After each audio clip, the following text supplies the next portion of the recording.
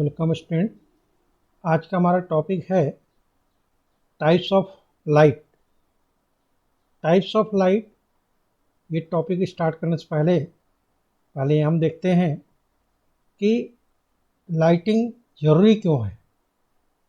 जैसे कोई भी ऑफिस हो, इंडस्ट्रीज हो, कोई भवन हो, वहाँ पर लाइटिंग आवश्यक है, क्योंकि एक अच्छा लाइटिंग ही किसी ऑफिस का, किसी भवन का जो इंटीरियर लुक होता है उस लुक को क्या करता है, बढ़ा देता है। तो लाइट का, प्रकाश का हमारे दैनिक जीवन में बहुत ही उपयोग है, क्योंकि जब तक लाइट अवेलेबल नहीं रहेगा तब तक हम किसी भी चीज़ को अच्छे तरीके से देख नहीं सकते हैं। या कोई इंडस्ट्रीज है, वहाँ पे रात्रिकालीन शिफ्ट में कर्मचारी काम नहीं कर सकते हैं, तो इसलिए प्रॉपर लाइटिंग ज़रूरी है। तो लाइटिंग के लिए हमारे पास जो लाइटिंग सोर्स हैं, सोर्स ऑफ लाइट है, वो सोर्स ऑफ लाइट कितने प्रकार के होते हैं। तो उसमें सोर्स ऑफ लाइट जो होता है वो दो प्रकार के होते हैं। पहला आता है नेचुरल लाइट। नेचुरल लाइट वे लाइट होते हैं जो हमें प्रकृति के द्वारा प्राप्त होता है। जैसे सूर्य से जो हमें रोशनी जो प्राप्त होती है वो नेचुरल लाइट है। मून से जो हमें रोशनी प्राप्त होती है, लाइट जो प्राप्त होती है, वो आपका नेचुरल लाइट है। और दूसरा जो लाइटिंग सोर्स होता है वो होता है इलेक्ट्रिकल सोर्स। इलेक्ट्रिकल सोर्स और non electrical source. Electrical source ऐसे डिवाइस हैं या लाइटिंग सोर्स हैं जिसको ऑपरेट करने के लिए हमको इलेक्ट्रिकल पावर की आवश्यकता पड़ेगी। और नॉन इलेक्ट्रिकल सोर्स में इस प्रकार के डिवाइस आते हैं जिसको ऑपरेट करने के लिए किसी प्रकार का इलेक्ट्रिकल पावर की आवश्यकता नहीं होती है। जैसे आपका केरोसिन लैंप है और कैंडल है, ये नॉन इलेक्ट्रिकल सोर्स के अंतर्गत आते हैं। तो इसके बाद हम देखते हैं कि जो इलेक्ट्रिकल लाइटिंग सोर्स हैं वो कितने प्रकार के होते हैं। तो यहाँ पे हम देख रहे हैं types of lighting. Electrically powered lamp, वह लैंप जो इलेक्ट्रिकल पावर के द्वारा ऑपरेट होते हैं। ये दो प्रकार के हैं। पहला है आपका इनकैंडेसेंट लैंप। इनकैंडेसेंट लैंप, इसको हम मेटल फिलामेंट लैंप भी बोलते हैं। और ये जो मेटल फिलामेंट लैंप जो होता है वो दो प्रकार का होता है। पहला होता है आपका कार्बन फिलामेंट लैंप और दूसरा होता है टंगस्टन फिलामेंट लैंप। तो जो टंगस्टन फिलामेंट जो लैंप होते हैं वो वैक्यूम टाइप और गैस फील्ड, और इसी में एक आता है आपका हैलोजन लैंप। दूसरे जो लैंप के प्रकार से हैं वो है ल्यूमिनेसेंट लैंप्स। इसके अंदर में एक आपका एनर्जी सेवर लैंप आता है, दूसरा आता है आपका डिस्चार्ज लैंप। तो डिस्चार्ज लैंप में दो प्रकार के लैंप होते हैं, हॉट कैथोड और कोल्ड कैथोड लैंप, जिसके अंदर में हम फ्लोरोसेंट और HID highly intensity discharge lamp होता है उसको देखेंगे। और उसके बाद एक और लैंप के प्रकार आते हैं जिसको हम LED लैंप कहते हैं। तो ये तो ही इलेक्ट्रिकली पावर्ड लैंप के बारे में।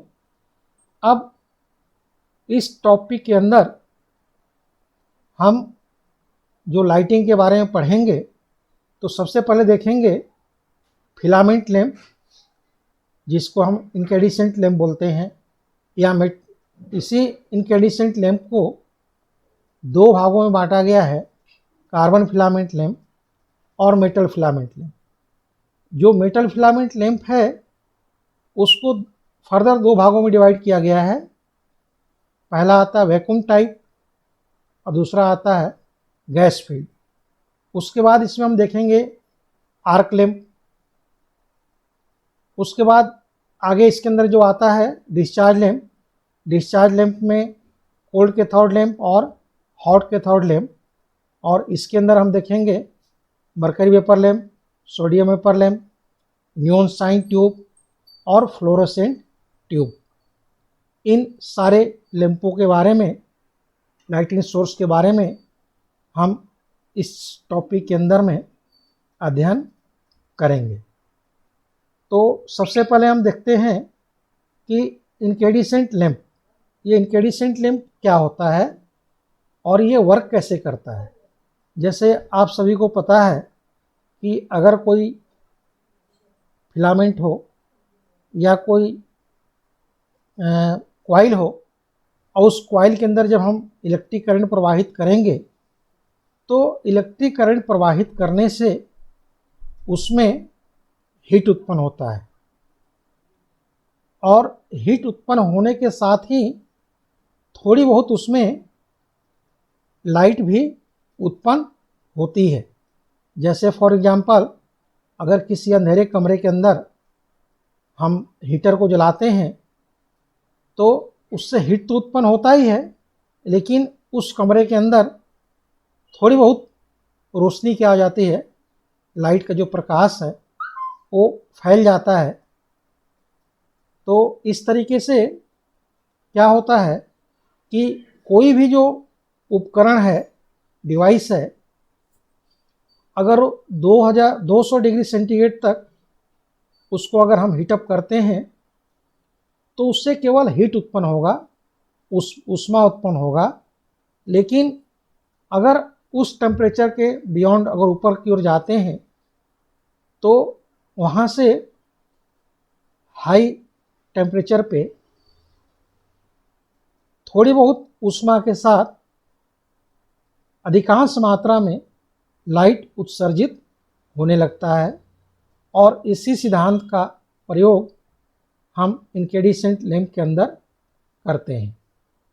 तो इस तरीके से जो इनकेडिसेंट लैंप जो होता है, जिसके अंदर में कांच का एक वाल्व होता है और उसके अंदर में मेटल का, टंगस्टन मेटल का एक फिलामेंट लगा होता है और उस वाल्व के अंदर में हम वैक्यूम और गैस फील्ड दो प्रकार के इसमें हम यूज करते हैं।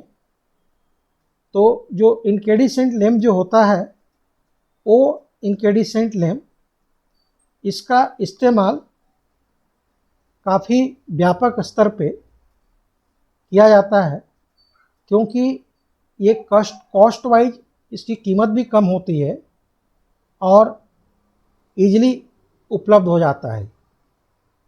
तो यहाँ पे हम एक इनकेडिसेंट लैंप का डायग्राम देख रहे हैं। जैसे यहाँ देख रहे हैं आप,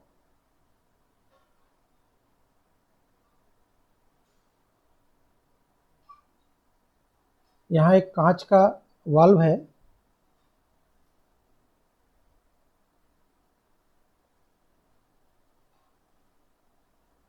ये कांच का एक वाल्व है, ग्लास वाल्व, और इसके अंदर में ये जो फिलामेंट है ये टंगस्टन का फिलामेंट है।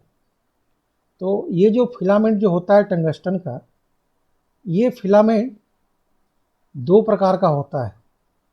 एक होता है आपका सिंगल कॉइल फिलामेंट और दूसरा होता है कॉइल्ड कॉइल फिलामेंट।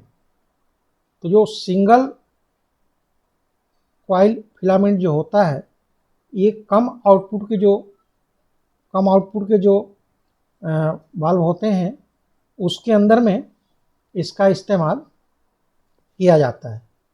लेकिन जो कॉइल्ड कॉइल फिलामेंट जो होता है उसका इस्तेमाल हम अधिक पावर वाले बल्ब में करते हैं।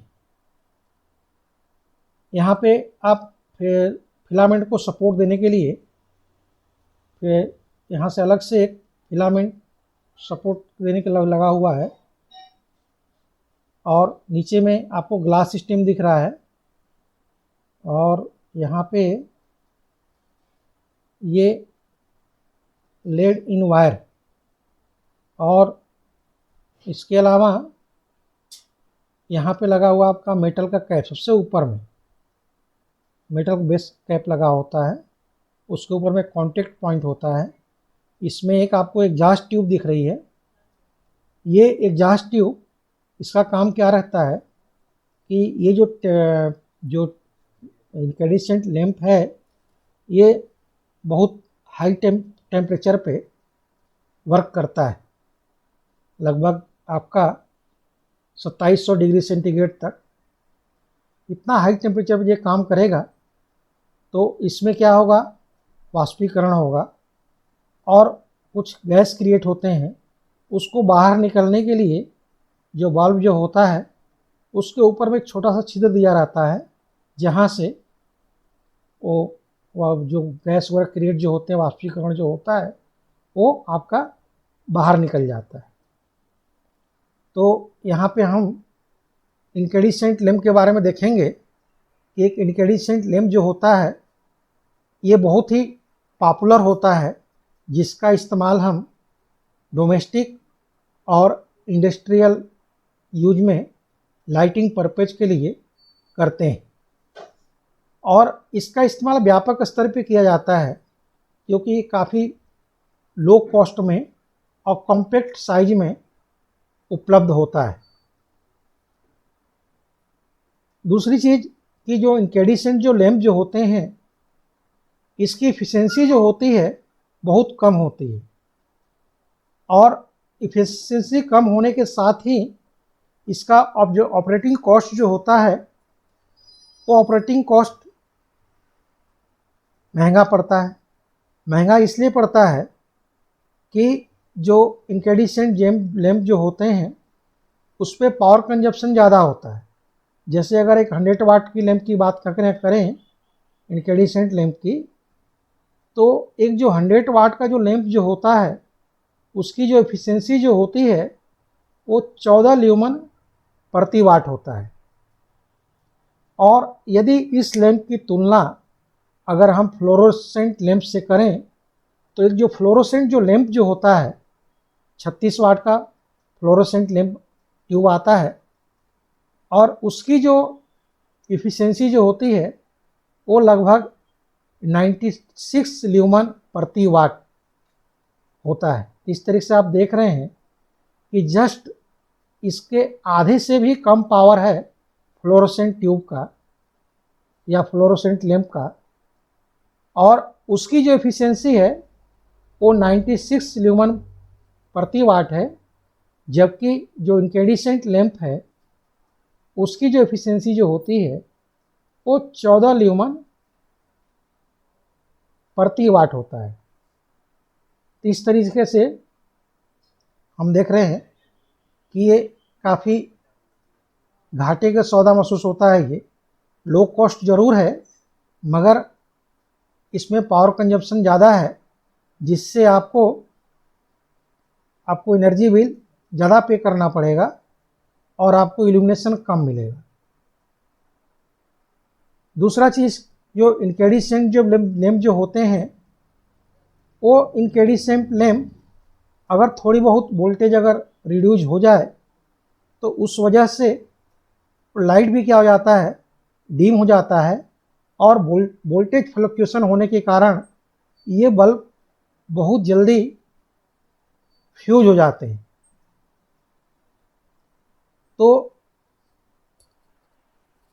ये सब फीचर्स हैं इनकैंडेसेंट लैंप के अंदर। इसके अलावा जो टंगस्टन का जो फिलामेंट जो होता है, वो टंगस्टन का फिलामेंट लैंप अगर हम किसी पर्टिकुलर डायरेक्शन में अगर हमको लाइट की अरेंजमेंट अगर करनी है, तो उस लैंप में हम लैंप के ऊपर रिफ्लेक्टर लगा करके अच्छे तरीके से डायरेक्ट लाइटिंग हम किसी पर्टिकुलर डायरेक्शन में क्या कर सकते हैं,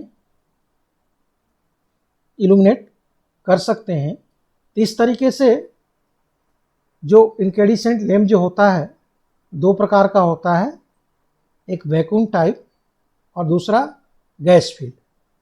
तो जो वैक्यूम टाइप जो होता है उसमें वाल्व के अंदर किसी प्रकार का गैस का इस्तेमाल नहीं किया जाता, और गैस का इस्तेमाल करने का रीज़न ये है कि इस लैंप की अगर एफिशिएंसी आपको बढ़ानी है तो उसके लिए उसके टेम्परेचर को बढ़ाना पड़ेगा, और जब हम टेम्परेचर बढ़ाएंगे तो हाई टेम्परेचर पे क्या होता है कि जो वाल्व के अंदर वाष्पीकरण की क्रिया होती है, उस वाष्पीकरण के कारण बल्ब के नीचे पार्ट में, उसके मतलब तली के अंदर क्या होता है कि डार्कनेस आ जाता है, काला काला धब्बा जाता है, जिससे आपको यूनिफॉर्म इल्यूमिनेशन नहीं मिलेगा।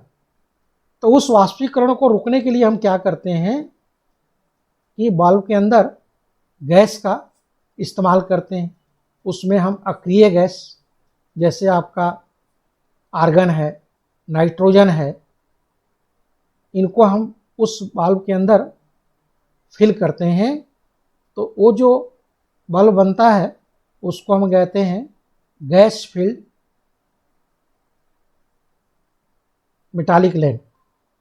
तो जो वैक्यूम टाइप के जो लैंप जो होते हैं उसका जो ऑपरेटिंग टेम्परेचर जो होता है वो करीबन 2300 डिग्री सेंटीग्रेड होता है, और इसका जो इफ़िशियंसी जो होती है वो होता है 8 ल्यूमन प्रति वाट वैक्यूम टाइप लैंप की।